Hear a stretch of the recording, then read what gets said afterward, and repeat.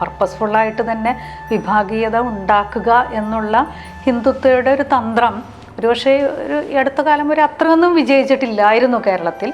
പക്ഷെ ഉണ്ടായിരുന്നു, നമ്മളത് അറിയാഞ്ഞിട്ടായിരിക്കാം ഒരുപക്ഷെ. എനിക്ക് തോന്നുന്നു 80-കൾ 90-കൾ മുതലൊക്കെ തന്നെ വളരെ സാവകാശത്തിൽ ഈ ഒരു വിഭാഗീയതയുടെ ആശയം ആളുകളിൽ വളർന്നു വരുന്നുണ്ടായിരുന്നു. കൊളോണിയൽ ശക്തികൾ ഇവിടെ വന്നിട്ട് ഇവിടെയുള്ളത് മുഴുവൻ കൊള്ളയടിച്ചിട്ട് അവരുടെ നാടുകളിലേക്ക് കൊണ്ടുപോവുകയാണ് ചെയ്തിട്ടുള്ളത്. പക്ഷെ മുഗൾ ഭരണാധികാരികൾ അങ്ങനെ ചെയ്തിട്ടില്ല. അവർ ഇവിടുത്തെ ഇന്ത്യയെ തന്നെയാണ് അവർ ദേശമാക്കിയത്. ഫാസിസ പൂർവ മതവിമർശനം തന്നെ ഫാസിസക്കാലത്തും നടത്തിക്കൊണ്ടിരുന്നാൽ നമ്മൾ എത്രമാത്രം മനുഷ്യവിരുദ്ധരാവുന്നുണ്ട് എന്ന് കാലം നമ്മളോട് ചോദിക്കും എന്ന് പറയുന്നൊരു വാചകം KN എഴുതിയത് ഞാൻ ഓർക്കുന്നുണ്ട്.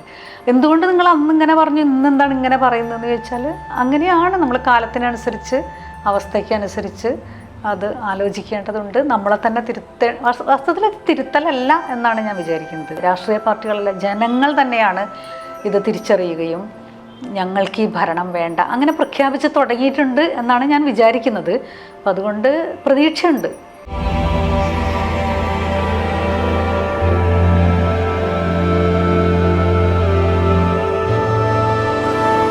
എഴുത്തുകാരിയും സാമൂഹ്യ പ്രവർത്തകയുമായ ഡോക്ടർ ഖദീജ മുംതാസാണ് ഇന്ന് കേരളീയം ടോക്കിൽ. സ്വാഗതം ഡോക്ടർ. സന്തോഷം. ഡോക്ടർ ഇപ്പോൾ ഏറെ സജീവമായിരിക്കുന്ന ഒരു പ്രവർത്തന മേഖലയെപ്പറ്റി സംസാരിച്ചുകൊണ്ട് നമുക്ക് തുടങ്ങാം. പ്രശസ്ത സാമൂഹ്യ പ്രവർത്തക ഷബ്നം ഹാഷ്മി തുടങ്ങി വെച്ച മേരെ ഘർ ആക്കെ ദേഖൂ, എൻ്റെ വീട്ടിലേക്ക് എന്നെയും അറിയൂ എന്നുള്ള ഈ ക്യാമ്പയിനിൽ ഡോക്ടർ ഏറെ സജീവമായി കണ്ടു. കേരളത്തിൽ ഇങ്ങനെയൊരു ക്യാമ്പയിൻ്റെ ഒരു സാങ്കത്യം എന്തായിരുന്നു അങ്ങനൊരു ക്യാമ്പയിൻ തുടക്കം കുറിക്കാനുള്ളൊരു കാരണം, അത് പറയാമോ? കേരളത്തിലല്ല, ഇന്ത്യയിലൊട്ടാകെ വാസ്തവത്തിലൊരു സാംസ്കാരിക പ്രതിരോധത്തിൻ്റെ ആവശ്യം ഉണ്ടായിരുന്നു. അത് ആ രീതിയിൽ നടക്കുന്നില്ലായിരുന്നു. സാംസ്കാരിക പ്രവർത്തകർ അല്ലെങ്കിൽ എഴുത്തുകാരൊക്കെ രാഷ്ട്രീയ പാർട്ടികളുമൊത്ത് ആ രീതിയിൽ കിട്ടുന്ന അവസരങ്ങളിൽ സംസാരിക്കുക അതല്ലെങ്കിൽ എഴുതുക എന്നുള്ള രീതിയിലൊക്കെ എത്ര കാലം ഉണ്ടായിരുന്നുള്ളൂ. ആ സമയത്താണ് ഷബ്നം ഹാഷ്മി എത്രയോ കാലമായിട്ട് സാമൂഹ്യ പ്രവർത്തന രംഗത്തുണ്ട്. തീർച്ചയായിട്ടും അവിടെ കുറച്ചും കൂടി തീവ്രമായ അനുഭവങ്ങൾ ഉണ്ട്. ന്യൂനപക്ഷങ്ങൾ ആക്രമിക്കപ്പെടുന്നുണ്ട്. അപ്പോൾ ഇരകളുടെ പക്ഷത്ത് നിന്നുകൊണ്ട് പ്രവർത്തിക്കുന്ന ഒരാൾ തന്നെയാണ് ഷബ്നം ഹാഷ്മിയും അവരുടെ സഖാവും അതേപോലെ തന്നെ സംഘടന അൻഹാഡ് എന്ന സംഘടന. അപ്പോൾ അവർ കഴിഞ്ഞ ആഗസ്റ്റിലാണ് വാസ്തവത്തിൽ ഇത്തരത്തിലൊരു ദേശീയ തലത്തിലുള്ളൊരു മൂവ്മെൻറ്റിൻ്റെ ആവശ്യകതയെപ്പറ്റി സംസാരിച്ചു തുടങ്ങിയത്. എനിക്ക് അവരെ കുറച്ച് പേഴ്സണലായിട്ട് പരിചയമുണ്ടായിരുന്നു. കുറച്ച് കാലമായിട്ട് ഓൺലൈനായിട്ട് ഇവർ പലതും അയച്ചു തരാറുണ്ടായിരുന്നു, അൻഹാഡിൻ്റെ തന്നെ. അതുകൂടാതെ ആ ഒരു പരിചയം വെച്ചിട്ട് ഞങ്ങളുടെ ഒരു മുസ്ലിം സ്ത്രീകളുടെ ഒരു സംഘടനയുടെ ഒരു മീറ്റിങ്ങിന് ഞങ്ങളവരെ ഉദ്ഘാടകയായിട്ട് ക്ഷണിച്ചു. വളരെ സന്തോഷത്തോടുകൂടി അവർ വരികയും പങ്കെടുക്കുകയും ചെയ്തു. അപ്പോൾ കുറച്ചുകൂടി ഒരു അടുപ്പം വന്നു. അപ്പോൾ ഈ ഒരു മൂവ്മെൻറ്റ് തുടങ്ങിയ സമയത്ത് അവർ എന്നെയും അതിൽ ഉൾപ്പെടുത്തി. അവരോടൊന്നിച്ച് ഡൽഹിയിൽ പ്രവർത്തിച്ചിട്ടുള്ള കുറച്ച് ആളുകൾ കേരളത്തിലുണ്ടായിരുന്നു. സച്ചിദാനന്ദ മാഷും ഹരിദാസ് കൊളത്തൂർ എന്ന് പറയുന്ന സുരേഷ്, പാലക്കാടുള്ള സുരേഷ്, ഇവരൊക്കെ അതിലുണ്ടായിരുന്നു. അപ്പോൾ എന്നെയും ആ ഗ്രൂപ്പിൽ ചേർക്കുകയായിരുന്നു. വാസ്തവത്തിൽ എനിക്ക് തുടക്കത്തിൽ അത്ര ഒരു താല്പര്യം ഉണ്ടായിരുന്നില്ല. കാരണം അതിൻ്റെ ഒരു ക്യാപ്ഷൻ അങ്ങനെയായിരുന്നല്ലോ, എൻ്റെ വീട്ടിലേക്ക് വരൂ എന്നെയും അറിയൂ എന്നുള്ളത്. അപ്പോൾ വീടുകളിലേക്ക് പോവുക എന്നുള്ളത് വടക്കേ ഇന്ത്യയിൽ സിഗ്നിഫിക്കൻ്റ് ആയിരിക്കുന്ന അത്രയും കേരളത്തിലില്ല എന്നുള്ളൊരു തോന്നലുണ്ടായിരുന്നു എനിക്ക്. കാരണം അത്തരത്തിലുള്ളൊരു മത ജാതി വിഭാഗീയതകളോ അതല്ലെങ്കിൽ ഒന്നിച്ച് പ്രവർത്തിക്കാതിരിക്കലോ ഭക്ഷണം കഴിക്കലോ ഒക്കെ നമ്മൾ ഒന്നിച്ച് ചെയ്യുന്ന അതെ, സ്വാഭാവികമായിട്ട് തന്നെ നടക്കുന്നുണ്ട്. അപ്പം അതുകൊണ്ട് തന്നെ ഒരു വീട്ടിലേക്ക് ഒരു ഹിന്ദു വീട്ടിലേക്ക് ഞാൻ പോവുക എന്നുള്ളത് അത്ര വലിയൊരു സംഭവമൊന്നുമല്ല. നമ്മൾ ഒന്നിച്ചിരുന്ന് ഭക്ഷണം കഴിക്കുക അല്ലെങ്കിൽ കീഴാളരായിട്ടുള്ള ആളുകളുടെ വീടുകളിലേക്ക് പോകുന്നത് ഉയർന്ന ജാതിക്കാർക്ക് അത്ര ഒരു പ്രശ്നമായിട്ട് നമുക്ക് തോന്നിയിട്ടില്ലായിരുന്നു. അതുകൊണ്ട് തന്നെ ഇതിൻ്റെ ആവശ്യകതയുണ്ടോ, ഇങ്ങനെയാണോ എന്നൊക്കെയുള്ള തോന്നലുണ്ടായിരുന്നു. പക്ഷേ ആഗസ്റ്റ് 15-ന് ഈ ദേശവ്യാപകമായിട്ട് എന്തെങ്കിലും എല്ലാവരും ചെയ്യണം എന്നുള്ളൊരു നിർദ്ദേശം അവിടെ നിന്ന് വന്നപ്പോൾ എന്നാൽ എന്തെങ്കിലും ആയിക്കളയാം എന്നുള്ള രീതിയിലാണ് ഞാൻ ഇതിലേക്ക് വരുന്നത്. വാസ്തവത്തിൽ ഞാൻ എൻ്റെ 2 സുഹൃത്തുക്കളെയും കൂട്ടിയിട്ട് മാറാട് പോവുകയാണ് അന്ന് ചെയ്തത്. നേരത്തെ കലാപം നടന്ന അങ്ങനെ ഒരു സിഗ്നിഫിക്കൻസ് വേണം. വല്ലാതൊരു വീട്ടിൽ പോയിട്ട് അവിടുന്ന് ചായ കുടിച്ച് തിരിച്ചു പോരുക, കുറച്ച് ഫോട്ടോ എടുക്കുക, അത് പോരാ എന്ന് തോന്നിയത് കൊണ്ടാണ് മാറാട് തന്നെ പോയത്. അത് നല്ലൊരു അനുഭവമായി. വാസ്തവത്തിൽ ഒരു വീട് മാത്രമല്ല, ആ വീട്ടിൻ്റെ അടുത്തുള്ളൊരു 10-15 വീടുകളിലെ ആളുകൾ കൂടി ആ വീട്ടുമുറ്റത്തേക്ക് വരികയും പഴയ കാര്യങ്ങൾ സംസാരിക്കുകയും അതിൽ നിന്ന് അവർക്ക് തന്നെ അവർ സംസാരിക്കുമ്പോൾ അവർക്ക് ഒരു മനസ്സിനൊരു വ്യത്യാസം വരുന്നുണ്ടെന്നാണ് എനിക്ക് തോന്നി. ഇങ്ങനെ ആവാൻ പാടില്ല, ഇനിയും അങ്ങനെ സംഭവിക്കാൻ പാടില്ല എന്നുള്ള രീതിയിൽ ചെറിയ കുട്ടികളടക്കം 10-18 വയസ്സ് 20 വയസ്സൊക്കെ ഉള്ള ചെറുപ്പക്കാരടക്കം അങ്ങനെയൊക്കെ സംസാരിക്കാൻ തുടങ്ങി. അപ്പോൾ അതൊരു വലിയ അനുഭവമായി. പലരുടെയും മുസ്ലിം വീടുകളിലും പോയി, വാസ്തവത്തിൽ RSS അനുഭാവിയായ ഒരാളുടെ വീട്ടിൽ പോലും ഞങ്ങൾ പോയി. അപ്പോഴും നമ്മൾ സംസാരിച്ച് വരുമ്പോൾ ഉണ്ടാവുന്നത് അത്തരത്തിലുള്ളൊരു തിരിച്ചറിവിലേക്ക് സംസാരത്തിലൂടെ എങ്കിലും അവർ എത്തുന്നതായിട്ട് സംവാദത്തിനുള്ളൊരു സാധ്യത തുറന്നു കിട്ടുന്നുള്ളതാണ്. ഈ ഷബ്നം ഹാഷ്മി എന്നെ ഒരിക്കലും എവിടെയോ പറയുന്നത് കേട്ടിട്ടുണ്ട്. ഈ ഒരു ക്യാമ്പയിൻ്റെ ഭാഗമായിട്ട് അവരൊരു മുസ്ലിം കുടുംബത്തിൻ്റെ വീട്ടിലേക്ക് പോയപ്പം തിരിച്ചു വന്നിട്ട് അവരോട് ഹിന്ദു സുഹൃത്തുക്കൾ പറഞ്ഞു പോലും ഞങ്ങൾ വിചാരിച്ചത് അവരുടെ വീട്ടിൽ 10-12 കുട്ടികൾ ഉണ്ടാവും എന്നുള്ളതായിരുന്നു. അപ്പം നമ്മുടെ ജനസംഖ്യ പെരുപ്പത്തിൽ അവരിങ്ങനെ മുന്നോട്ട് പോവുകയാണെന്നുള്ള ധാരണ മാറ്റാൻ ഈ സന്ദർശനം സഹായിച്ചു എന്ന് അവർ പറയുന്നുണ്ട്. അപ്പോൾ ഈ ഒരു മുൻവിധികളെ അല്ലെങ്കിൽ ഈ തെറ്റിദ്ധാരണകളെ അല്ലെങ്കിൽ ഈ പരക്കുന്ന വിദ്വേഷത്തിൻ്റെ വിത്തുകളെ ഒന്ന് മാറ്റിയെടുക്കാൻ ആ രീതിയിൽ ഇത് സഹായമാകുന്നതാണ് ഡോക്ടർ പറഞ്ഞു വരുന്നത് അല്ലേ? വേറെ എന്തെങ്കിലും പ്രത്യേകതയുള്ള എക്സ്പീരിയൻസിന്റെ ഭാഗമായിട്ട് കിട്ടിയിട്ടുണ്ടായിരുന്നു? പിന്നെ ഉള്ളത്, ഞങ്ങളൊരു വീട്ടുമുറ്റത്ത് പോയി, ചേലിയയിൽ ഒരു വീട്ടുമുറ്റത്ത്. അവിടെയും ഇതുപോലെ തന്നെ ഒരു ന്യൂട്രൽ ലൈബ്രറി ആയിരുന്നു.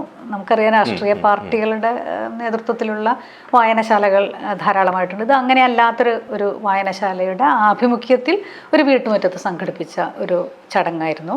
അതിലും എല്ലാ രാഷ്ട്രീയ പാർട്ടികളിലും വിശ്വസിക്കുന്ന ആളുകൾ അവിടെ വരികയുണ്ടായി. കുട്ടികളുണ്ടായിരുന്നു, പാട്ട് പാടുന്നു. അപ്പോൾ ഇവർ സംഘടിപ്പിച്ച ആളുകൾ തന്നെ നമ്മളോട് പറഞ്ഞു തരും അദ്ദേഹം ഇന്ന പാർട്ടിയിൽ വിശ്വസിക്കുന്ന ആളാണ്. അപ്പോൾ ഡിഫറെൻറ്റ് ടൈപ്സ് ഓഫ് ആളുകൾ വരികയും ഈ വിഷയങ്ങൾ പാർട്ടി നമ്മൾ ടച്ച് ചെയ്തിട്ടേ ഇല്ല, പക്ഷേ മനുഷ്യ സൗഹാർദ്ദത്തിൻ്റെ പ്രാധാന്യം അതിനെപ്പറ്റി പലരും സംസാരിക്കുകയും അത് വലിയൊരു എക്സ്പീരിയൻസ് ആവുകയും ചെയ്തു. ഇതൊരു സാംസ്കാരിക പ്രവർത്തനമാണല്ലോ. അപ്പം ഇതിനെ നമുക്ക് സാധാരണ ജീവിതത്തിലേക്ക് ഇതിനെ കൂട്ടിച്ചേർക്കേണ്ടതിൻ്റെ ആവശ്യമുണ്ട്. നമുക്ക് ഇതുപോലൊരു പ്രോഗ്രാമുകൾ എല്ലാ ദിവസവും സംഘടിപ്പിക്കാൻ കഴിയില്ല. സ്വാഭാവികമായിട്ട് തന്നെ മനുഷ്യ ജീവിതത്തിൽ ഇത് വരേണ്ടതുമാണ്, നേരത്തെ ഉണ്ടായിരുന്നതുമാണ്.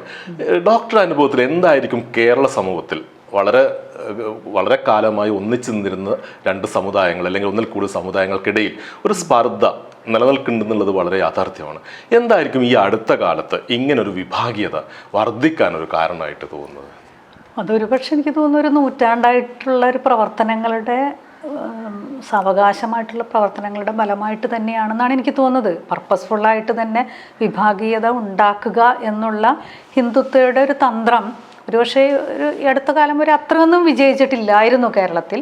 പക്ഷെ ഉണ്ടായിരുന്നു, നമ്മളത് അറിയാഞ്ഞിട്ടായിരിക്കാം ഒരുപക്ഷെ. എനിക്ക് തോന്നുന്നു 80-കൾ 90-കൾ മുതലൊക്കെ തന്നെ വളരെ സാവകാശത്തിൽ ഈ ഒരു വിഭാഗീയതയുടെ ആശയം ആളുകളിൽ വളർന്നു വരുന്നുണ്ടായിരുന്നു. ഒരുപക്ഷെ 2014 ശേഷം അത് വളരെ തീവ്രമായിട്ടും ഉണ്ട് എന്നാണ് എനിക്ക് തോന്നുന്നത്.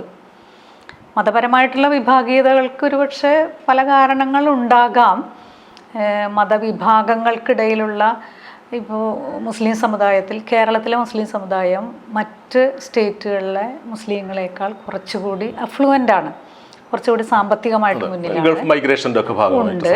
അതുമാത്രമല്ല ഒരു പൊളിറ്റിക്കലി ഓൾസോ മുസ്ലിം ലീഗ് എന്നുള്ളൊരു പാർട്ടി അതിൽ UDFൻ്റെ ഘടകകക്ഷിയാണ്. അപ്പം അതുകൊണ്ട് തന്നെ അവർക്ക് അവിടെ കുറച്ച് സ്വാധീനം ചെലുത്താനും പല കാര്യങ്ങളിലും സാധിക്കുന്നുണ്ട്. നല്ല ഇൻസ്റ്റിറ്റ്യൂഷൻസ് ഉണ്ട് അവരുടെ കീഴിൽ, ധാരാളം സ്കൂളുകളും അതേപോലെ തന്നെ ഉപരി വിദ്യാഭ്യാസത്തിനുള്ള സ്ഥാപനങ്ങളും ഒക്കെ ഉണ്ട്. അപ്പോൾ അതുകൊണ്ട് തന്നെ അവർക്കൊരു അപ്പർ ഹാൻഡ് ഉണ്ട് മറ്റുള്ളവരോടൊപ്പം തന്നെ. ക്രിസ്ത്യൻ സമൂഹത്തോടൊപ്പവും മുസ്ലിം സമുദായത്തിന് തീർച്ചയായിട്ടും ഒരു അപ്പർ ഹാൻഡ് ഉണ്ട്. ഇതിൽ ഉണ്ടാകുന്ന ചില പ്രാദേശികമായിട്ട് തന്നെ ചിലരൊക്കെ, ഡോക്ടർ ഗംഗാധരനെ പോലുള്ള ഒരാൾ മരിച്ചുപോയല്ലോ, നമ്മുടെ എഴുത്തുകാരൻ, ചരിത്രകാരൻ. അപ്പോൾ അദ്ദേഹം ഒരിക്കൽ എന്നോട് പറഞ്ഞിട്ടുണ്ട്, ഇവിടെയുള്ള ഈ കീഴാള വിഭാഗത്തിലെ ആളുകൾ അവരുടെ ഒരു മാനസികമായിട്ടുള്ള ഒരു ഇൻസ്റ്റെബിലിറ്റിക്ക് ഒരു കാരണം ഇതുകൂടിയാണ്, ഈ അസമത്വമാണ്. അവിടെയുള്ള കുറേ മുസ്ലിംസൊക്കെ വളരെ റിച്ചാണ്, അവർ ഗൾഫിലൊക്കെ പോയി പണം ഉണ്ടാക്കി വരുന്നു. പക്ഷേ ഈ ഹിന്ദു താഴെക്കിടയിലുള്ള ആളുകൾ നിത്യത്തൊഴിലാളികളാണ്. അവരുടെ ഡിസ്ട്രെസ്സൊക്കെ ഈ മദ്യപാനത്തിലൂടെയും ഒക്കെ തീർക്കുന്നു. ഇതൊരു കാരണം അവിടെ ഉണ്ട് എന്നാണ് അദ്ദേഹം പറയുന്നത്. അപ്പം അത്തരത്തിലുള്ള അത് എന്താണ് നമുക്കെന്ന് പറയാൻ പറ്റില്ല. സാമ്പത്തികമായിട്ടുള്ള അസമത്വം, അത് അസൂയ എന്നുള്ള ലെവലിലേക്ക് പോകുന്നുണ്ടോ, അങ്ങനെയും വരാലോ. പൊളിറ്റിക്കലായിട്ടും സ്വാധീനമുള്ള ആളുകളാണ്. അപ്പം ഇത്തരത്തിലുള്ള ഒരു തോന്നലിനെ കൂടുതൽ ജ്വലിപ്പിക്കാൻ ഈ ഹിന്ദുത്വയുടെ ഈ ആശയങ്ങൾ ഇവിടേക്ക് എത്തിയത്. ഇതൊരു പക്ഷേ ശരിയായിരിക്കും. എൻ്റെ തന്നെ വ്യക്തിപരമായ അനുഭവത്തിൽ ഈ പുരോഗമന പ്രസ്ഥാനത്തിൻ്റെ ഭാഗമായി നിൽക്കുന്ന പല ആളുകളും പറഞ്ഞ അവസാനം വരുമ്പോഴേക്ക് മോദി എന്നുള്ള ശക്തനായ നേതാവാണ് ഇവിടുത്തെ മുസ്ലിങ്ങളെ നിയന്ത്രിക്കുന്നതെന്നും അങ്ങനെ നേതാവില്ലായിരുന്നെങ്കിൽ മുസ്ലിങ്ങളുടെ വല്ലാത്തൊരു അപ്രമാദിത്വം നമ്മുടെ കേരളത്തിൽ ഉണ്ടാവുമെന്ന് അവർ പറയുന്നത് ഞാൻ കേട്ടിട്ടുണ്ട്. ഒരുപക്ഷെ ഒരുപക്ഷെ ഇന്ത്യ എന്നുള്ള വലിയൊരു രാജ്യത്തെ മുസ്ലിം ജനവിഭാഗങ്ങളുടെ ജീവിതാവസ്ഥ മനസ്സിലാക്കാതെയും ഡോക്ടർ നേരത്തെ പറഞ്ഞ പോലെ പ്രാദേശികമായിട്ടുള്ള അവരുടെ അനുഭവത്തിന്റെ അടിസ്ഥാനത്തിലും പറയുന്നതായിരിക്കാം. പക്ഷെ ഇതിന് ഡീപ്പ് റൂട്ടഡ് ആയ ഒരു തരം ഒരു വിഭാഗീയത സ്വഭാവം, വിഭാഗീയത മനസ്സിലേക്ക് കൊണ്ടുവരുന്നതിൽ പ്രധാന പങ്ക് കാരണമായിട്ടുണ്ട്. തീർച്ചയായിട്ടും ഉണ്ട്.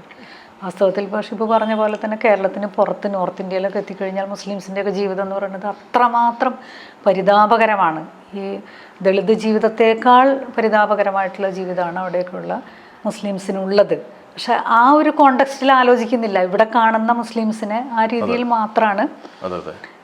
അങ്ങനെയാണ് അവർ ശക്തനായ നേതാവ് മോദി മുസ്ലിങ്ങളെ നിയന്ത്രിക്കാൻ സാധിക്കുമെന്നൊക്കെ അത്തരത്തിലുള്ള ഒരു ആശയത്തിൽ. അതേപോലെ തന്നെ ഈ നമ്മൾ ഒരു ശക്തന നേതാവിനെ ഇങ്ങനെ ആരാധിക്കുമ്പം നമ്മൾ കേരളത്തിൻ്റെ പശ്ചാത്തലത്തിൽ ഇത്രയും വിദ്യാഭ്യാസപരമായി മുന്നോട്ട് നിൽക്കുന്ന അല്ലെങ്കിൽ നവോത്ഥാന പ്രസ്ഥാനങ്ങളൊക്കെ വളരെ സജീവമായിരുന്ന കേരളത്തിലെ ആളുകൾ ശക്തനായ നേതാവിൻ്റെ പിന്നാലെ പോകുന്നു.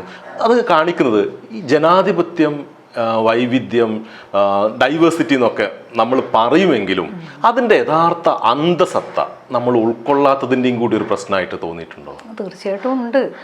എനിക്ക് തോന്നുന്നത് ചരിത്രബോധമില്ലാതായി പോകുന്നത് തന്നെയാണ് വലിയൊരു പ്രശ്നം.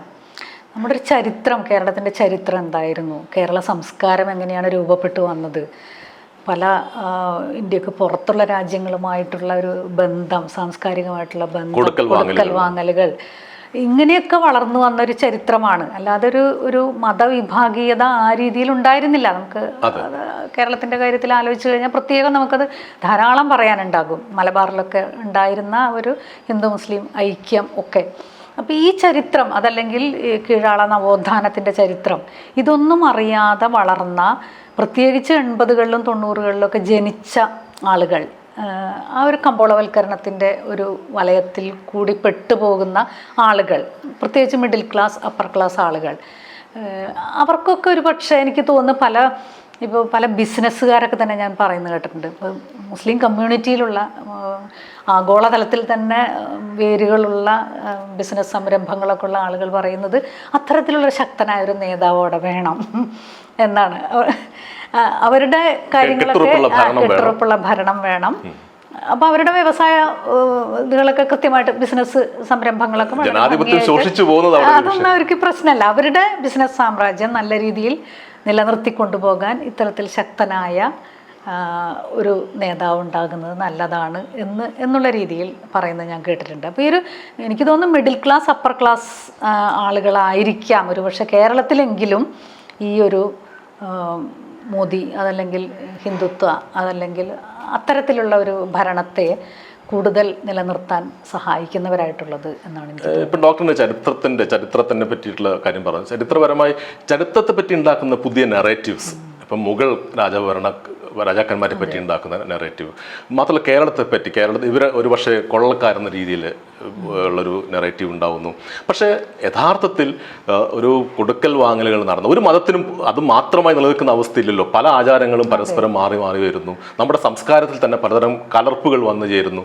അങ്ങനെ വലിയൊരു എന്താ പറയുക, ഒരു കമ്മ്യൂണിറ്റി ലൈഫ് നമുക്ക് എല്ലാവർക്കും ഉണ്ടായിരുന്നു. അതിനെയാണ് തകർത്ത് കളയുന്നത് ഈ ഏകാത്മകമായ ഈ ഒരു രീതിയിലുള്ള വിശകലനങ്ങൾ, അല്ലെങ്കിൽ വാർത്തകൾ, അല്ലെങ്കിൽ അതിനെ സപ്പോർട്ട് ചെയ്യുന്ന രീതിയിലുള്ള നെറേറ്റീവ്സ് ഉണ്ടാകുന്നത്. ഈ പുതുതലമുറയിലേക്ക് എന്തായിരുന്നു ഡോക്ടർ നേരത്തെ സൂചിപ്പിച്ച ചരിത്ര ബോധ്യം ഇല്ലാതായി പോകുന്നത് ഈ ഒരു പശ്ചാത്തലത്തിലും കൂടിയല്ലേ? അതെ, തീർച്ചയായിട്ടും അത് എന്താ പറയണ്ടത്, തന്ത്രപൂർവ്വം ചെയ്യുന്നത് തന്നെയാണല്ലോ. ഈ ചരിത്രത്തെ മാറ്റിമറിക്കുന്നതും ശരിയായ ചരിത്രം പഠിക്കാൻ പാടില്ല എന്ന് തീരുമാനിക്കുന്നതും അത് കൃത്യമായിട്ടും തന്ത്രപൂർവ്വം തന്നെ ചെയ്യുന്നതാണ്. അത് ഉദ്ദേശിച്ച് തന്നെ ചെയ്യുന്നതാണല്ലോ. നമുക്കറിയാലോ ഹിന്ദുത്വയുടെ ആ ഒരു വളർച്ച എങ്ങനെയാണ് ഉണ്ടായിരിക്കുന്നതെന്ന് അറിയാലോ. ആ ഒരു അല്ലെങ്കിൽ നമുക്ക് ഫാസിസത്തിന് തന്നെ എടുത്തു കഴിഞ്ഞാൽ അവിടെ ഒരു ശത്രുപക്ഷം ഉണ്ടാകണം, എങ്കിൽ മാത്രമേ ബാക്കിയുള്ളവരെ ഒന്നിച്ച് യുണൈറ്റ് ചെയ്യാൻ സാധിക്കുകയുള്ളൂ.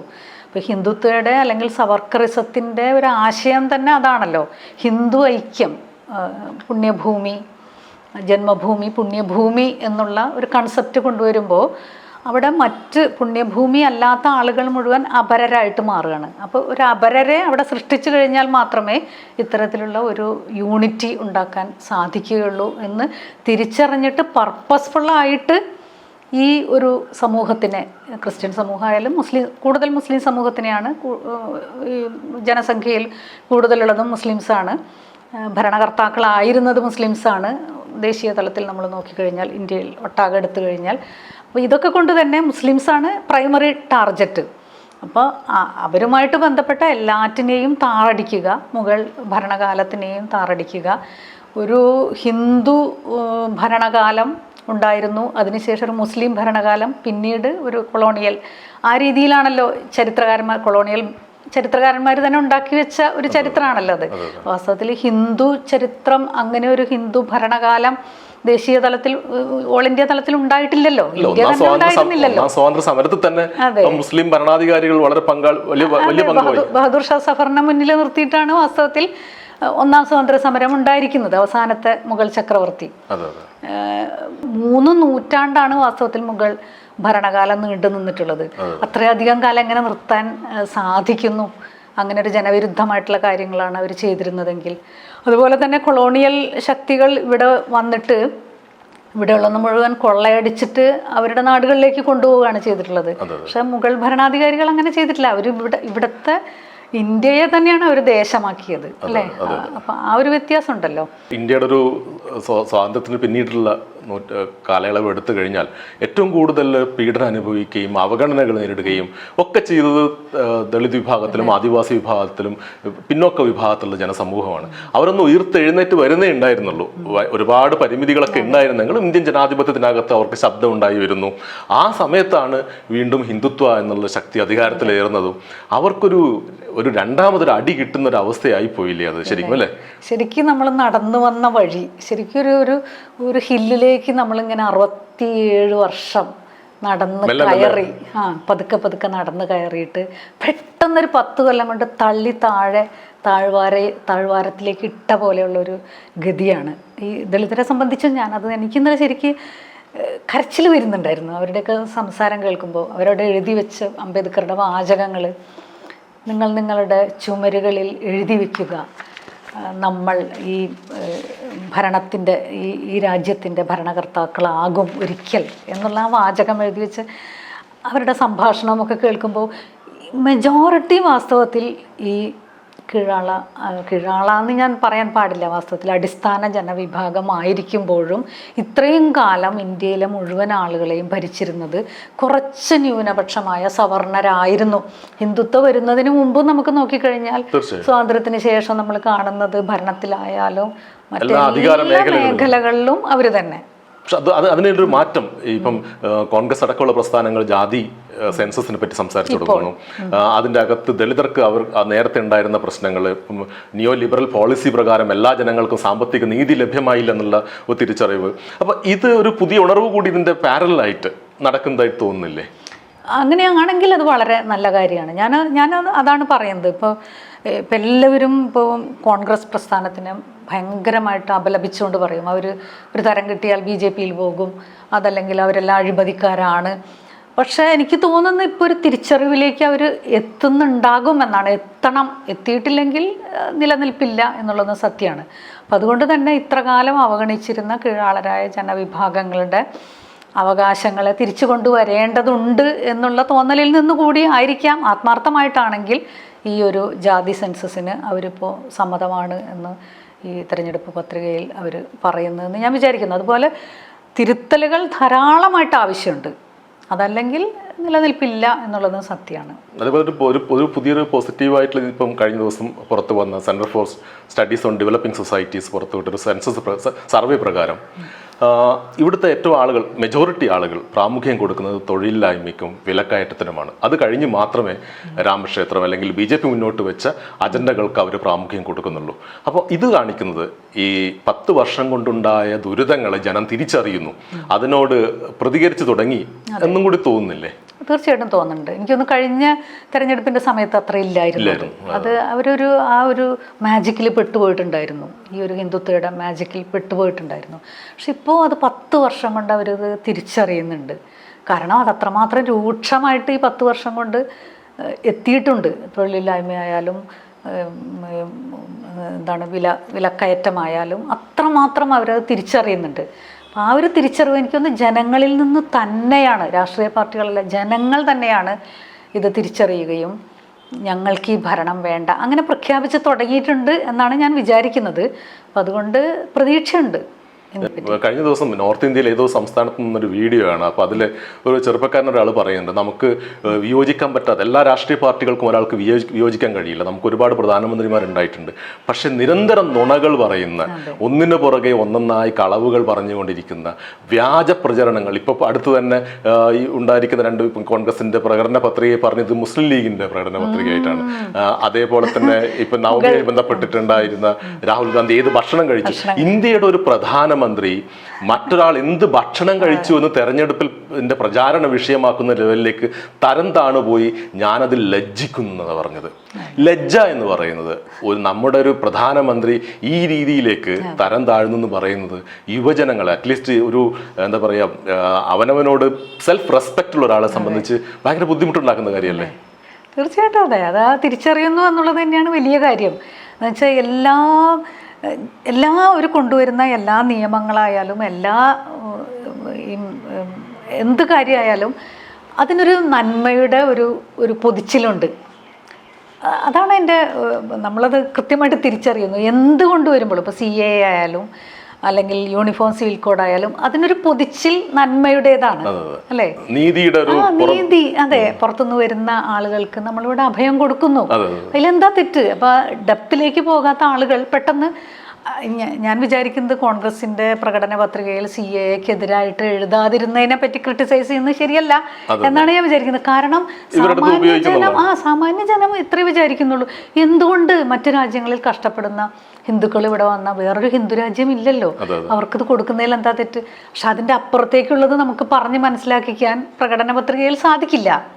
അതുകൊണ്ട് തന്നെ അതൊരു തെറ്റായിട്ട് ഞാൻ പറയുന്നില്ല. ഈവൺ ദോ CAA അതിനുശേഷം വരുന്ന NPR-ഉം NRC-യും ഒക്കെ എത്രമാത്രം ഭീകരമാണെന്ന് കൃത്യമായിട്ട് അറിയുമ്പോൾ പോലും അത് ഇപ്പോൾ നമ്മൾ ഉയർത്തിയില്ലെങ്കിലും അത് നമുക്ക് കുറ്റം പറയാൻ പറ്റില്ല എന്നത്. അതേപോലെ വേറൊരു വളരെ ഇൻട്രസ്റ്റിംഗ് ആയി തോന്നുന്നത്, കഴിഞ്ഞ ഒരു തെരഞ്ഞെടുപ്പിൽ പോലും പ്രതിപക്ഷ പാർട്ടികൾക്ക് പ്രത്യേകിച്ച് ഈ തെരഞ്ഞെടുപ്പിൽ ഞങ്ങൾക്ക് വോട്ട് ചെയ്തില്ലെങ്കിൽ ഇന്ത്യ എന്ന രാജ്യം അവശേഷിക്കില്ല, ഇന്ത്യൻ ഭരണഘടന അവശേഷിക്കില്ല, ഇന്ത്യ എന്നുള്ള ബഹുസ്വരതയിൽ അടിസ്ഥാനമായ ഒരു രാജ്യം ഉണ്ടാവില്ല എന്നുള്ള രീതിയിൽ ഒരു പൊളിറ്റിക്കൽ പാർട്ടി പറഞ്ഞുകൊണ്ട് തെരഞ്ഞെടുപ്പിനെ നേരിടുന്നത് മുൻപ് ഉണ്ടായിട്ടുണ്ടോ എന്ന് എനിക്കറിയില്ല, ഇല്ലെന്ന് എനിക്ക് തോന്നുന്നു. ഇല്ല, അങ്ങനെ പറയുമായിരുന്നില്ല ഇതുവരെ. തീർച്ചയായും അവർക്ക് എന്തെങ്കിലും കറപ്ഷനെതിരായിട്ടോ അല്ലെങ്കിൽ മറ്റു നയങ്ങൾക്കെതിരായിട്ടുള്ള വിമർശനം ഉന്നയിച്ചിട്ടാണ്. അത് ഭയങ്കര ഒരു വിചിത്രമായ ഒരു കാര്യമല്ലേ? വിചിത്രമല്ല, അതാണല്ലോ സത്യം. ശരിക്കും ഈ തെരഞ്ഞെടുപ്പിൽ നമുക്ക് നഷ്ടപ്പെട്ട് കഴിഞ്ഞാൽ നമുക്ക് ഇന്ത്യയെ നഷ്ടപ്പെടുകയാണ്, ജനാധിപത്യം നഷ്ടപ്പെടുകയാണ്, നമ്മുടെ ഓരോരുത്തരുടെയും എക്സിസ്റ്റൻസ്, സ്വതന്ത്ര എക്സിസ്റ്റൻസ് നഷ്ടപ്പെടുകയാണല്ലോ. അപ്പം അത് ഇപ്പോഴെങ്കിലും തുറന്ന് പറഞ്ഞേ മതിയാകുള്ളൂ. കഴിഞ്ഞ പ്രാവശ്യം തന്നെ പറയേണ്ടതായിരുന്നു. ഇപ്പം വേറൊരു കാര്യം, ഇന്ത്യ എന്നുള്ള രാജ്യത്ത് പാകിസ്ഥാൻ മറുവശത്തൊരു ഇസ്ലാമിക രാഷ്ട്രമായ സമയത്ത് ഇന്ത്യയുടെ കൂടെ ചേർന്ന് നിന്നവരാണ് ഇവിടെയുള്ള മുസ്ലിം മതവിശ്വാസികൾ. അവർക്ക് രണ്ടാം തരം പൗരത്വം ഉണ്ടാകുക, അവർക്ക് സ്വയം സിറ്റിസൺ ആണ് തെളിയിക്കേണ്ടി വരിക. മാത്രമല്ല ഞങ്ങൾ കുറ്റവാളികളല്ലെന്ന് സ്വയം തെളിയിക്കുക. ഇവിടെ എന്തെങ്കിലും ഒരു ക്രൈം നടന്നു കഴിഞ്ഞാൽ അത് ഒരു മുസ്ലിം ഐഡന്റിറ്റി എന്നതിൽ മതേതര വിശ്വാസികൾ ആശ്വാസം കൊള്ളുക.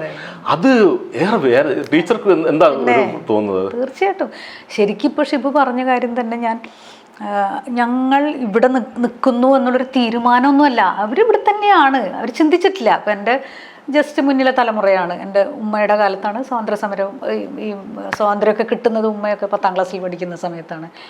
അപ്പോൾ അവർ ഞങ്ങളുടെ രാജ്യം തന്നെയാണിത്. അങ്ങനെ പാകിസ്ഥാൻ വേറെ പോയത് ഒരു സങ്കടകരമായ കാര്യമാണ്. അതിത്രയും വിശാലമായ ഒരു രാജ്യത്ത് ഇത് തന്നെയാണ് എൻ്റെ മണ്ണ്, ഇത് തന്നെയാണ് എൻ്റെ ആകാശം, ഇത് തന്നെയാണ് എൻ്റെ ബന്ധങ്ങൾ എന്നൊക്കെ വിചാരിച്ചിരുന്നവർ തന്നെയാണ്. അവർക്ക് അങ്ങനെ ഒരു സെലക്ഷൻ്റെ ഒരു ഓപ്ഷനൊന്നും വന്നിട്ടില്ല എന്ന് തന്നെയാണ് ഞാൻ വിചാരിക്കുന്നത്. ഒരുപക്ഷെ ഒരു കേന്ദ്ര സർക്കാർ ജീവനക്കാരനായ KT മുഹമ്മദിൻ്റെ ഒരു അനുഭവം പറയുന്നുണ്ട്. നമ്മുടെ പോസ്റ്റൽ സർവീസിലായിരുന്നല്ലോ അദ്ദേഹം. അദ്ദേഹത്തിനൊരു ലെറ്റർ കിട്ടി, അത്ര ഞെട്ടിക്കുന്നൊരു ലെറ്റർ, നിങ്ങൾക്ക് പാകിസ്ഥാനിൽ പോകണമെന്നുണ്ടോ എന്നുള്ളൊരു ലെറ്റർ. അപ്പോൾ അദ്ദേഹത്തെ അത്രമാത്രം അത് പിടിച്ചുലച്ചു എന്നാണ് പറയുന്നത്. അപ്പം അങ്ങനെ ഒരു ചോദ്യമേ അവിടെ ഉദിക്കുന്നില്ല. ഒരുപക്ഷെ നോർത്ത് ഇന്ത്യയിൽ ഉണ്ടായിട്ടുണ്ടാവാം. നോർത്ത് ഇന്ത്യയിൽ അങ്ങനത്തെ ഒരു ചോദ്യമല്ല വന്നത്. കുറച്ച് നേരത്തെ തന്നെ ഈ പാകിസ്ഥാൻ ഉണ്ടാവാൻ പോകുന്നെന്ന് കണ്ടപ്പോൾ എന്താ പറയണ്ട, ആ ഭാഗത്തുള്ള വളരെ റിച്ചായിട്ടുള്ള സമ്പന്നരായ വ്യവസായികളായ അല്ലെങ്കിൽ ബിസിനസ്സുകാരായ മുസ്ലിങ്ങൾ തങ്ങളുടെ ഇഷ്ടപ്രകാരം പാകിസ്ഥാനിലേക്ക് പോകുന്നു. അതേപോലെ തന്നെ അവിടെ നിന്ന് അദ്വാനിയുടെ അടക്കം ഫാമിലി ഹിന്ദുക്കൾ ഇങ്ങോട്ട് വരുന്നു. പക്ഷേ ഏറ്റവും അടിസ്ഥാന ജനവിഭാഗങ്ങളാണല്ലോ ഈ വിഭജനത്തിൻ്റെ എല്ലാ കയ്പും കുടിക്കേണ്ടി വന്നത്. 18 ലക്ഷത്തോളം മനുഷ്യർ അവിടെ മരിച്ചു വീഴുന്നു. അതൊക്കെ അവരാണ് അനുഭവിക്കേണ്ടി വരുന്നത്. പക്ഷേ നമുക്കിപ്പോൾ കേരളത്തെ സംബന്ധിച്ചോ സൗത്ത് ഇന്ത്യയെ സംബന്ധിച്ചോ അങ്ങനെ ഒരു ചോദ്യം തന്നെ വരുന്നില്ല. മുസ്ലിം ലീഗ് ഇവിടെയൊക്കെ ഉണ്ടായിരുന്നെങ്കിൽ പോലും അത്തരം ഒരു പാകിസ്ഥാൻ ഉണ്ടായ സങ്കടം, അങ്ങനെ മുറിഞ്ഞു പോയൊരു സങ്കടം അല്ലാതെ ഇന്ത്യ നമ്മുടെ ദേശമല്ല എന്നുള്ളൊരു ചിന്തയേ ഉണ്ടാവുന്നില്ല. പക്ഷെ അതിപ്പോൾ മാറിയിട്ട് ഈ രീതിയിലൊക്കെ വരുമ്പോൾ ഇന്ത്യക്കൊരു ജനാധിപത്യ രാജ്യമാവാതെ വേറൊരു വഴിയില്ലായിരുന്നു. അതുകൂടി നമ്മൾ മനസ്സിലാക്കണം. അതായത് കുറച്ച് മുസ്ലിം ഭൂരിപക്ഷ പ്രദേശങ്ങൾ പാകിസ്ഥാനായിട്ട് പോയി, ബാക്കിയുള്ള ഭാഗം ഹിന്ദുക്കളുടെ അല്ല. എത്രമാത്രം സാംസ്കാരിക വൈവിധ്യങ്ങൾ, എത്ര തരത്തിലുള്ള മതങ്ങൾ, എത്ര തരത്തിലുള്ള ഭാഷ, ഈ ഇത്രയും വൈവിധ്യമുള്ള പ്രദേശങ്ങളെ ഒന്നിപ്പിച്ച് നിർത്തണമെന്നുണ്ടെങ്കിൽ ജനാധിപത്യം അല്ലാതെ വേറെ ഏത് മാർഗമാണുള്ളത്? ഒരു മുസ്ലിം വിഭാഗത്തിൽ ഒരാൾ എതിർ ശബ്ദം ഉന്നയിക്കുമ്പോൾ അവരോട് RSS അല്ലെങ്കിൽ സംഘപരിവാർ പറയുന്നത് നീ പാകിസ്ഥാനിലേക്ക് പോയിക്കോന്നതാണ്. ഇത് ഇങ്ങനെയുള്ളൊരു സ്വന്തം ഡോക്ടറും ഒരു മുസ്ലിം വിഭാഗത്തിൻ്റെ പെട്ട ഒരാളാണല്ലോ. ഇത് കേൾക്കുമ്പോൾ സ്വാഭാവികമായിട്ടൊരു വേദന ഉണ്ടാവുന്നുണ്ടാവില്ലേ? തീർച്ചയായിട്ടും വേദന, പ്രതിഷേധം, തീർച്ചയായിട്ടും ഭയങ്കരമായ പ്രതിഷേധം. എൻ്റെ നേർക്ക് ഇതുവരെ വന്നിട്ടില്ല, ഇനി വന്നുകൂടാന്നൊന്നുമില്ല. പക്ഷേ ഇത് നമ്മുടെ രാജ്യമാണിത്, നമ്മുടെ മണ്ണാണ്. അതിൽ യാതൊരു സംശയമില്ല. ആര് പറഞ്ഞാലും അതല്ലാതെ ആകുന്നില്ല. ഇത് കേരളത്തിൽ ഒരാളുടെ അവസ്ഥ ഇതാണെങ്കിൽ ഉത്തരേന്ത്യയിൽ ഒരു സാധാരണ ഒരു മുസ്ലിമിൻ്റെ അവസ്ഥ എന്തായിരിക്കും? അപമാനം, സ്വയം രാജ്യസ്നേഹിയാണ് തെളിയിക്കേണ്ടി വരിക, കുറ്റവാളിയല്ലെന്ന് സ്വയം സമൂഹം മുന്നാലെ പറയേണ്ടി വരിക. ഇത് വല്ലാത്തൊരു ദുര്യോഗമല്ലേ? പിന്നെ നോർത്ത് ഇന്ത്യയിലെ അവസ്ഥയൊന്നും വാസ്തവത്തിൽ കേരളത്തിലുള്ളവരൊന്നും മനസ്സിലാക്കുന്നില്ല. എന്തുമാത്രം ഭീകരമായ അനുഭവങ്ങളാണ്. അവരുടെ കിടപ്പാടം വരെ ഈ JCB വെച്ച് ഇടിച്ച് നിരത്തുന്നതൊക്കെ നമ്മൾ കാണുന്നില്ലേ? കൃത്രിമമായിട്ടൊരു കലാപം ഉണ്ടാക്കി അതിൽ കുറ്റവാളികളെ ഇന്ന കുറ്റവാളികൾ, അതിനുശേഷം ഓർഡർ വരുന്നു ഇത് അനധികൃത കെട്ടിടമാണ് എന്ന് പറഞ്ഞുകൊണ്ട്. വാസ്തവത്തിൽ അതിനൊക്കെ നിയമങ്ങളില്ലേ? ഒരു അനധികൃത ഒരു ബിൽഡിങ് പൊളിക്കണമെന്നുണ്ടെങ്കിൽ അതിനകത്ത് പ്രവർത്തിച്ചുകൊണ്ടിരുന്ന അല്ലെങ്കിൽ ജീവിച്ചുകൊണ്ടിരുന്ന മനുഷ്യർക്ക് പല നിയമങ്ങളുണ്ടല്ലോ. അവർക്ക് വേറെ വാസസ്ഥലം വേണം, അല്ലെങ്കിൽ അവർക്ക് ബിസിനസ്സിന് വേറെ സ്ഥലം വേണം, അവർക്ക് അവരുടെ ഭാഗം വാദിക്കാനുള്ള സമയം കൊടുക്കണം. ഇതൊന്നും ചെയ്യാതെ പിറ്റേ ദിവസം ഇടിച്ച് നിരത്തുകയല്ലേ? ഇതൊക്കെ എങ്ങനെയാണ് അവർ സഹിക്കുന്നതെന്ന് എനിക്ക് ആലോചിക്കാൻ പോലും പറ്റുന്നില്ല. എത്ര നിസ്സഹായതയാണ് എന്നുള്ളതേ. ഈ അടുത്ത കാലത്ത് സെൻറ്റർ ഫോർ ഫൈനാൻഷ്യൽ അക്കൗണ്ടബിലിറ്റി പ്രസിദ്ധീകരിച്ചൊരു കാലണ്ടറുണ്ട്, കഴിഞ്ഞ 10 വർഷം നടന്ന പ്രധാനപ്പെട്ട സംഭവങ്ങൾ ഉൾപ്പെടുത്തിക്കൊണ്ട്. അതിൽ ഈ മോദി അധികാരത്തിൽ വന്ന ശേഷം നടന്ന മോബ് ലിഞ്ചിങ്ങുകളുടെ ഒരു സീരീസ് തന്നെ കാണുന്നുണ്ട്. ഇതിന് ഒന്നുകിൽ ആടിനെ മോഷ്ടിച്ചു, അല്ലെങ്കിൽ ബീഫ് സ്റ്റോർ ചെയ്തു, അല്ലെങ്കിൽ മറ്റെന്തെങ്കിലും മോഷണ കുറ്റം ആരോപിച്ചുകൊണ്ടാണ് ഈ മിക്കവാറും ആൾക്കൂട്ട കൊലപാതകങ്ങൾ നടന്നിരിക്കുന്നത്. ഇതിൻ്റെ എല്ലാ ഇരകളും മിക്കവാറും നടന്നിരിക്കുന്നത് നോർത്ത് ഇന്ത്യൻ സംസ്ഥാനങ്ങളിൽ എല്ലാ ഇരകളും ഒന്നുകിൽ മുസ്ലിം വിഭാഗം അല്ലെങ്കിൽ താഴേക്കിടയിലുള്ള ഹിന്ദു വിഭാഗത്തിലുള്ള ആളുകളാണ്. ഈ ഒരു ഇത്രയും ഭീകരമായി ഒരു സമൂഹം വേട്ടയാടപ്പെട്ടൊരു കാലം വേറെ ഉണ്ടായിട്ടുണ്ടോ എന്ന് സംശയമല്ല. ഇന്ത്യയിൽ എങ്ങനെയാലും ഇത് തികച്ചും ഇതുവരെ സംഭവിക്കാത്ത കാര്യങ്ങളാണല്ലോ ഈ 10 വർഷം കൊണ്ട് സംഭവിച്ചിട്ടുള്ളത്. ഇപ്പോൾ മണിപ്പൂർ നോക്കിയാലോ, മണിപ്പൂരിൽ എന്താണ് സംഭവിച്ചുകൊണ്ടിരിക്കുന്നത്? എന്നിട്ട് തിരിഞ്ഞു നോക്കുന്നില്ല എന്ന് പറഞ്ഞാൽ പ്രധാനമന്ത്രി 2-3 വട്ടം കേരളത്തിൽ വരിക, അവിടെ മണിപ്പൂർ കത്തിയെരിയുമ്പോൾ അവിടെ അങ്ങോട്ടൊന്നും തിരിഞ്ഞു നോക്കാതിരിക്കുക എന്നൊക്കെ പറയുന്നത്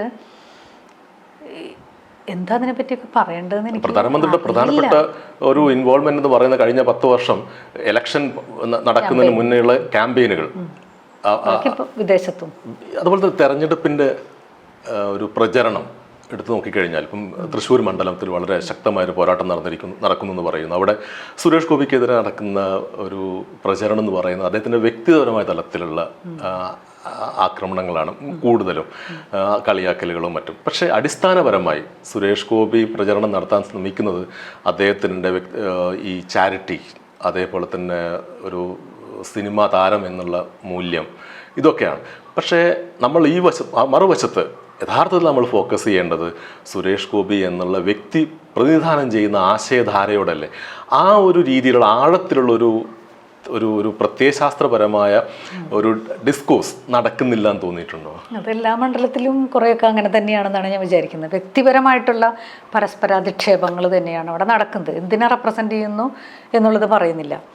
സുരേഷ് ഗോപിയുടെ കാര്യത്തിലാണെങ്കിൽ ഒരു വശം പറയാം, അയാളൊരു വെറും കോമാളിയാണ്, അങ്ങനത്തെ കളികളാണ്. മറ്റുള്ളടത്ത് ഇപ്പം എൻ്റെ ജ്യേഷ്ഠത്തിയൊക്കെ പറയുന്നത് അവരുടെ ഗ്രൂപ്പിലുള്ള ഈ ഹിന്ദു സ്ത്രീകളൊക്കെ പറയുന്നത് സുരേഷ് ഗോപി വരട്ടെ, വികസനം കൊണ്ടുവരും, തൃശ്ശൂരാകെ മാറ്റും, അങ്ങനെയൊക്കെയാണ്. അപ്പോൾ അതിൻ്റെ അപ്പുറത്തുള്ളത് അവർ ചിന്തിക്കുന്നില്ല. അത് നേരത്തെ നമ്മൾ പറഞ്ഞത് തന്നെ, അവർ മിഡിൽ ക്ലാസ് അപ്പർ ക്ലാസ്സിൻ്റെ ചിന്ത ആ രീതിയിൽ മാത്രമേ പോകുന്നുള്ളൂ. വാസ്തവത്തിൽ ഈ വിഷയങ്ങൾ ആ രീതിയിൽ തന്നെയാണ് എല്ലായിടത്തും, എല്ലാ മണ്ഡലങ്ങളിലും അത് തന്നെയാണ് നമ്മൾ പ്രചരിപ്പിക്കേണ്ടത്. പ്രധാനമായിട്ട് പറയേണ്ടത് അതൊക്കെ തന്നെയാണ്. ഒരുപക്ഷെ എനിക്കൊന്ന് സാംസ്കാരിക സമ്മേളനങ്ങൾ നടക്കുമ്പോഴാണ് ഇത്തരം കാര്യങ്ങൾ കൂടുതൽ പറയുന്നത്. എന്തായാലും ഇപ്പം BJPയുടെ പ്രകടന പത്രിക വന്നിരിക്കുന്നു. അതിൽ ഏകീകൃത സിവിൽ കോഡ് കൊണ്ടുവരുന്നുള്ളത് അവർ നേരത്തെ പ്രഖ്യാപിച്ച കാര്യമാണ്, ഇതിലും പറയുന്നുണ്ട്. ഇതിൻ്റെ അപകടം എന്താണ്? ഇത് അവർ പറയുന്നത് മുസ്ലിം സമൂഹത്തിൻ്റെ മുന്നോട്ട് നയിക്കാനുള്ള, നേരത്തെ ഡോക്ടർ പറഞ്ഞതുപോലെ ഒരു പുരോഗമന സ്വഭാവത്തിൻ്റെ ഒരു ഇതിലാണല്ലോ അവർ കൊണ്ടുവരുന്നത്. എന്താണ് ഇതിൻ്റെ അകത്തുള്ള ഏറ്റവും വലിയ? അല്ല, വാസ്തവത്തിൽ ഞാൻ പറയട്ടെ, ഞാനിപ്പോൾ ഒരു മുസ്ലിം സ്ത്രീകളുടെ ഒരു സംഘടനയുടെ ഒരു ഭാരവാഹിത്വം കൂടി ഉണ്ട് എനിക്ക്. അപ്പോൾ ആ ഒരു ഗ്രൂപ്പിൽ പ്രവർത്തിക്കുമ്പോൾ പോലും എനിക്ക് മനസ്സിലാക്കാൻ സാധിക്കുന്നത് മുസ്ലിം സ്ത്രീകളിൽ തന്നെ, അതേപോലെ തന്നെ മുസ്ലിം പുരുഷന്മാർ, അതിൽ മുസ്ലിം പുരുഷന്മാരുണ്ട്, യുക്തിവാദികളുണ്ട്. CAA എന്ന് പറയുമ്പോൾ അവിടെ വരുന്നത് പിന്നീട് അതിന് ശേഷം വരുന്ന, തീർച്ചയായിട്ടും അതിൽ തന്നെ വലിയ അനീതി ഉണ്ട്. എന്ന് വെച്ചാൽ അന്താരാഷ്ട്ര നിയമങ്ങളനുസരിച്ച് സമീപ രാജ്യങ്ങളിൽ നിന്ന് അഭയം തേടി വരുന്ന ആളുകൾക്ക് അഭയം കൊടുക്കുക എന്നുള്ളത് ഏത് ജനാധിപത്യ അല്ലെങ്കിൽ ഏത് അത്തരത്തിലുള്ള രാജ്യങ്ങളുടെയൊക്കെ ഒരു കടമയായിട്ട് എടുക്കുകയാണ് സാധാരണ പതിവ്. പക്ഷെ അവിടെയും അവരൊരു വിവേചനം കാണിക്കുകയാണ്. മുസ്ലിങ്ങൾക്കില്ല. അത് ഭയങ്കരല്ലേ, മുസ്ലിങ്ങൾക്കില്ല എന്ന് പറയുമ്പോൾ അതിൽ തന്നെ ഭയങ്കരമായ അനീതിയുണ്ട്. പക്ഷെ അതിൻ്റെ പിറകിൽ അതിനേക്കാളും ഭീകരമായിട്ടുള്ള ഒരു ഗൂഢാലോചന കൂടി ഉണ്ട് എന്നുള്ളത് നമുക്ക് ആസാം നോക്കിക്കഴിഞ്ഞാൽ അറിയാവുന്ന കാര്യം തന്നെയാണ്. ആസാമിൽ സംഭവിക്കുന്ന കാര്യങ്ങൾ, അതിനുശേഷം NRC വരുന്നു, നാഷണൽ രജിസ്ട്രി ഓഫ് സിറ്റിസൺഷിപ്പ് വരുന്നു, NPR അത് വരുന്നു. ആ സമയത്ത് ഈ രേഖകളില്ല എന്ന് പറഞ്ഞുകൊണ്ട് വളരെ എളുപ്പമാണ് മുസ്ലിം സമുദായത്തിലെ ആളുകളെ, പ്രത്യേകിച്ച് ആസാം പോലെയുള്ള ഈ അതിർത്തി സംസ്ഥാനങ്ങളിൽ ഇവരെയൊക്കെ പുറത്താക്കാൻ വളരെ എളുപ്പമാണ്. ഇപ്പോൾ ഡോക്ടർ ഇതോടനുബന്ധിച്ചുണ്ടോ കാര്യം? ഡോക്ടർ തന്നെ ഇപ്പം ബർസ പോലത്തെ ഒരു നോവൽ എഴുതുമ്പോൾ അത് വ്യക്തി സ്വാതന്ത്ര്യം അല്ലെങ്കിൽ പൗരോഹിത്യത്തിനെതിരെയുള്ള ഒരു ആഖ്യാനം എന്ന രീതിയിലും കൂടി ശ്രദ്ധിക്കപ്പെട്ടിരുന്നല്ലോ. ഇപ്പം കൂടുതലും ഈ വിഭാഗീയത അല്ലെങ്കിൽ വർഗീയത എന്നുള്ള വിഷയം ഏറ്റെടുക്കുന്നു. അപ്പം സ്വന്തം മതത്തിനകത്ത് തന്നെ നടക്കേണ്ട പുരോഗമന പ്രവർത്തനങ്ങളെ അല്ലെങ്കിൽ ഒരു സ്വാതന്ത്ര്യം എന്നുള്ള സംഭവം അതിൽ നിന്ന് മാറിപ്പോകുന്നതായി തോന്നിയിട്ടുണ്ടോ? അല്ലെങ്കിൽ ആ ഒരു ഫോക്കസ് ഇത്ര പ്രധാനപ്പെട്ടതല്ല എന്ന് തോന്നിയതുകൊണ്ടാണോ ഇതിൽ? അങ്ങനെ പറയാൻ പറ്റില്ല. ഇതിനൊക്കെ എന്നെ പ്രേരിപ്പിക്കുന്നത് ഒന്ന് തന്നെയാണ് എന്നേ പറയാൻ പറ്റുള്ളൂ. അധികാരത്തിനെതിരായിട്ടുള്ള സമരങ്ങൾ, അതിപ്പോൾ മതത്തിനകത്തായാലും അല്ലാതെ ആയാലും ഇതൊക്കെ തന്നെയാണ്. അതായത് മതത്തിനകത്ത് നമ്മൾ നിൽക്കുമ്പോൾ ഒരുപക്ഷെ ആ സമയത്ത് ബർസ എഴുതിയത് 2007 ആ സമയത്ത് നമ്മുടെ ഇന്ത്യൻ അവസ്ഥ എന്ന് പറയുമ്പോൾ അത്രമാത്രം ഭീകരമായിട്ടില്ല. അപ്പം അന്ന് നമ്മൾ ഒരു മുസ്ലിം സ്ത്രീകളുടെ, അത് മാത്രമല്ല ബർസയിലുള്ളത്, പക്ഷേ എങ്കിൽ പോലും അതിൽ തീർച്ചയായിട്ടും ഈ മുസ്ലിം സ്ത്രീകൾക്കെതിരായിട്ടുള്ള പൗരോഹിത്യത്തിൻ്റെ അവകാശ നിഷേധങ്ങളെ കൃത്യമായിട്ട് അഡ്രസ്സ് ചെയ്യുന്നുണ്ട്. അത് തീർച്ചയായിട്ടും ചെയ്യേണ്ടതാണ്. വാസ്തവത്തിൽ ഇപ്പോൾ നമ്മൾ വരുമ്പോൾ ഈ 2014 അല്ലെങ്കിൽ അതിനു മുമ്പ് തന്നെ നമ്മൾ മനസ്സിലാക്കുന്നത് ഈ ഹിന്ദുത്വ ഫാസിസത്തിൻ്റെ ഒരവസ്ഥ വരുമ്പോൾ ന്യൂനപക്ഷങ്ങൾ ഒട്ടാകെ അപരവൽക്കരിക്കപ്പെടുന്ന ഒരവസ്ഥ വരുമ്പോൾ ആരാണോ പീഡിപ്പിക്കപ്പെടുന്നത് അവരുടെ ഒപ്പം നിൽക്കുക. മതത്തിനകത്താണെങ്കിൽ മതത്തിലെ സ്ത്രീകളോടൊപ്പം, ഒരു സമുദായം ഒട്ടാകെ പീഡിപ്പിക്കപ്പെടുന്നുണ്ടെങ്കിൽ അവരുടെ അവകാശങ്ങൾക്ക് വേണ്ടി നിൽക്കുക എന്നുള്ള ഒരു ആശയത്തിൻ്റെ ഇതിൽ തന്നെയാണ്. പക്ഷെ ഞാൻ അതിൻ്റെ പേരിൽ വളരെയധികം വിമർശിക്കപ്പെടുന്നുണ്ട്. മുസ്ലിം സമൂഹത്തിൻ്റെ ഉള്ളിൽ നിന്ന് തന്നെ ഞാൻ പറഞ്ഞല്ലോ, മുസ്ലിം സ്ത്രീകളുടെ അവകാശങ്ങൾക്ക് വേണ്ടിയുള്ള ആ ഒരു ഗ്രൂപ്പിൻ്റെ അകത്ത് നിൽക്കുമ്പോൾ പോലും നിങ്ങൾ എന്താണ് ഇങ്ങനെ പറയുന്നത്, എന്താണ് പ്രശ്നം, UCC വന്നാൽ, യൂണിഫോം സിവിൽ കോഡ് വന്നാൽ എന്താണ് പ്രശ്നം, അത്രയൊക്കെ നിങ്ങൾ പറയുന്ന അത്രയും BJP പ്രശ്നമുണ്ടോ? പക്ഷെ ഇപ്പോൾ അവരൊക്കെ എനിക്ക് തോന്നുന്നു ഒരുവിധമൊക്കെ മാറിയിട്ടുണ്ട്. പക്ഷെ ഇൻറ്റൻഷനലി ഹിന്ദുത്വയുടെ പക്ഷത്ത് നിൽക്കുന്ന യുക്തിവാദികൾ ഇപ്പോഴും ഞങ്ങളുടെ ഗ്രൂപ്പിൽ ഉണ്ട്. അവർ ഈ വിഷയങ്ങളൊന്നും തൊടുക പോലുമില്ല. അല്ലെങ്കിൽ യുക്തിവാദികൾ ഒരിക്കലും ഹിന്ദുത്വ ഐഡിയോളജി ചോദ്യം ചെയ്തിട്ടില്ലല്ലോ. ഇല്ല, അതാണ് യുക്തിവാദികൾ എന്ന് പറയുന്നത് പുതിയ കാലത്തെ നവയുക്തിവാദികൾ എന്നേ നമുക്ക് പറയാൻ പറ്റുള്ളൂ അല്ലേ. യുക്തിവാദികളുടെ ഒരു തലമുറ കഴിഞ്ഞു പോയിരിക്കുന്നു. പക്ഷെ ഇപ്പോൾ ഉള്ള ഈ തലമുറ മതവിമർശനം എന്ന് പറയുമ്പോൾ ഏറ്റവും അധികം പീഡിപ്പിക്കപ്പെടുന്ന ഒരു മതത്തിനെ തന്നെ നിരന്തരം വിമർശിച്ചുകൊണ്ടിരിക്കുന്ന ഒരവസ്ഥ, അതിനെയാണ് നമ്മൾ ചോദ്യം ചെയ്യുന്നത്.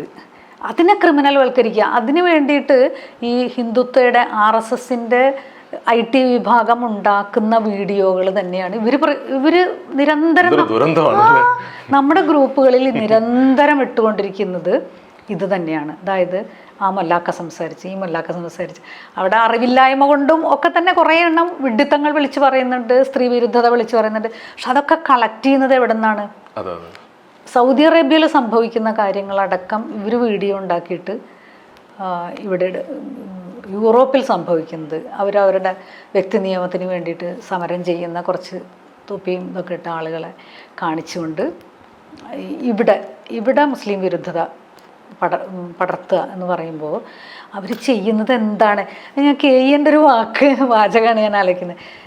ഈ അതായത് ഫാസിസപൂർവ മതവിമർശനം തന്നെ ഫാസിസക്കാലത്തും നടത്തിക്കൊണ്ടിരുന്നാൽ നമ്മൾ എത്രമാത്രം മനുഷ്യവിരുദ്ധരാവുന്നുണ്ട് എന്ന് കാലം നമ്മളോട് ചോദിക്കും എന്ന് പറയുന്നൊരു വാചകം KN എഴുതിയത് ഞാൻ ഓർക്കുന്നുണ്ട്.